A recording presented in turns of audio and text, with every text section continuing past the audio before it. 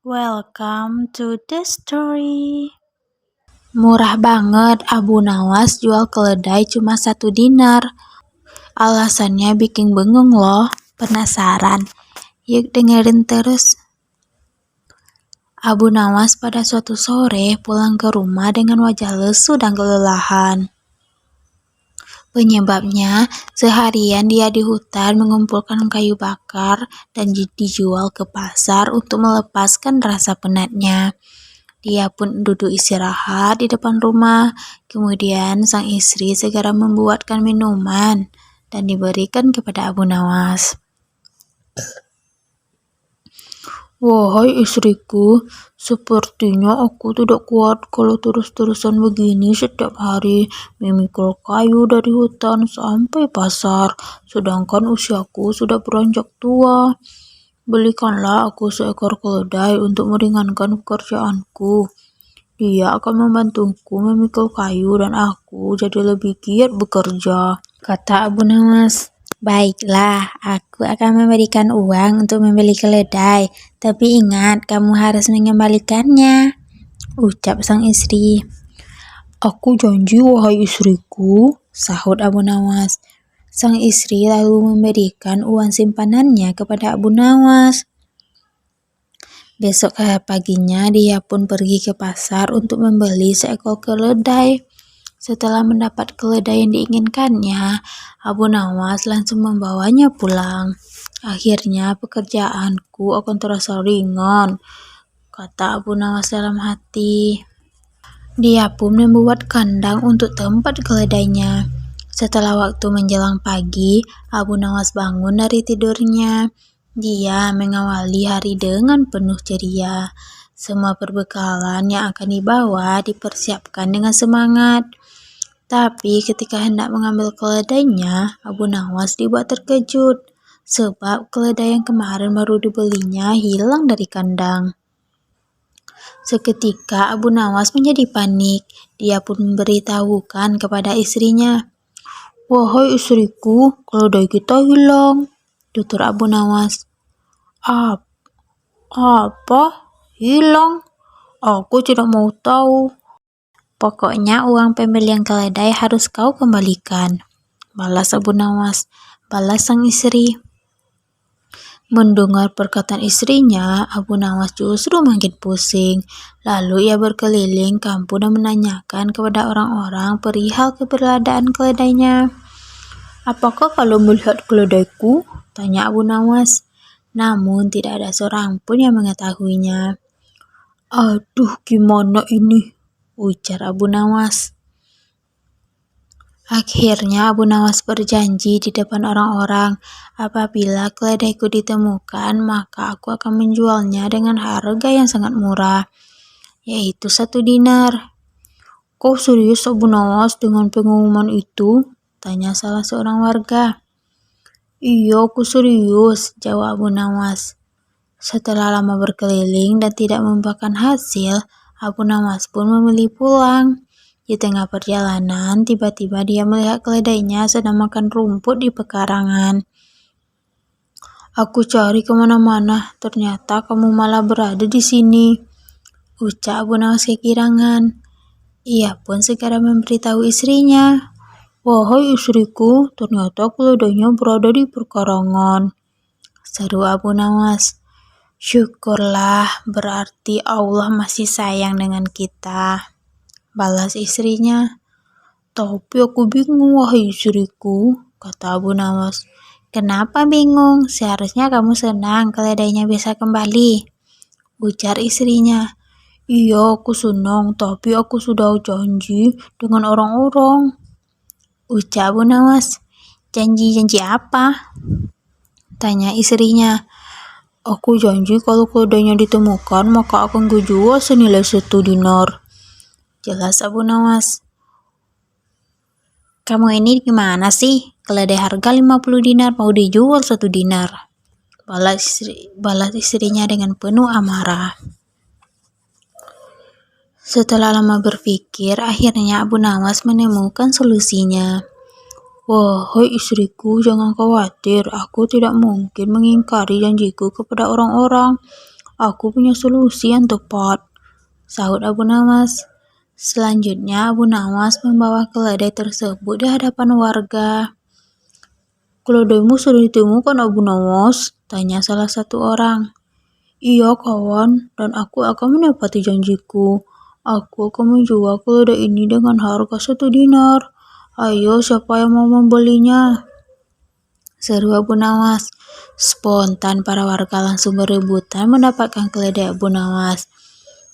"Tunggu dulu kawan-kawan, aku belum selesai bicara," tegas Abu Nawas. Kalian lihat sepatu keledai yang ada di punggungnya ini, harganya 100 dinar.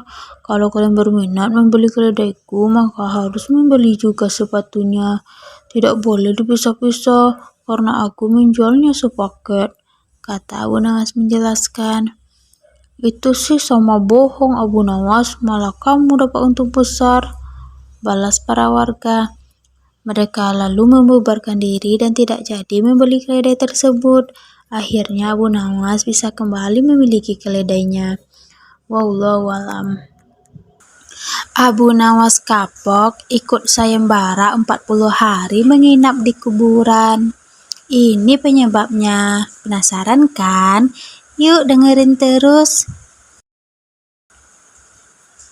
Inilah kisah Abu Nawas dan saudagar kaya raya. Dikisahkan ada saudagar yang sangat dermawan.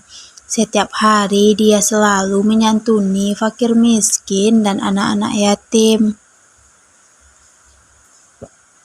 Dengan kelebihan inilah, kemanapun dia pergi selalu ditemani kerabat serta para tetangga. Suatu hari saat bersama kawannya, saudagar kaya raya itu terlihat murung, seperti tengah memikirkan sesuatu. Melihat perilaku tidak biasa tersebut, salah seorang teman akhirnya bertanya, "Wahai kawan, apa yang kau pikirkan? Kenapa terlihat sedih?" ujar salah seorang teman kepada saudagar itu. "Selama ini dimanapun berada, aku selalu ditemani oleh orang-orang. Apakah nanti ketika aku meninggal ada yang mau menemaniku di kuburan?" kata saudagar itu. Mendengar jawaban tersebut, semua kawannya terdiam, sebab mana mungkin ada yang mau menemani mayat di kuburan. Ternyata kegelisahan saudagar tersebut terus menghampiri sepanjang hari. Akhirnya dia menulis surat wasiat. "Barang siapa yang mau menemaniku selama 40 hari di dalam kubur setelah aku mati nanti, aku akan beri warisan separuh dari harta peninggalanku." Lalu ditanyakan hal itu kepada anak-anaknya untuk menjaganya di dalam kubur nanti. "Mana mungkin kami sanggup menjaga ayah, karena saat itu ayah sudah menjadi mayat," ujar anak-anak saudagar yang menolak permintaan itu. Keesokan harinya, si saudagar memanggil semua kerabat yang terdiri dari kakak dan adiknya. Namun lagi-lagi permintaan dia ditolak karena dianggap tidak wajar. "Mana ada orang yang sanggup melakukan itu, meskipun setengah dari hartamu diberikan," kata para kerabat menjelaskan. Dengan perasaan sedih, saudagar tersebut memerintah ajudannya untuk mengadakan sayembara ke seantero negeri yang berisi, "Barang siapa berani menemaninya selama 40 hari di dalam kubur saat ia meninggal, maka akan diberi setengah harta dari kekayaannya." Tak lama dari sayembara itu diumumkan, saudagar kaya pun meninggal dunia. Kuburannya dihias dengan megah segala perlengkapan. Di saat bersamaan, Abu Nawas mendengar sayembara itu. Dengan tergesa-gesa dirinya menuju rumah si saudagar untuk memberitahu bahwa ia bersedia menjalani sayembara tersebut.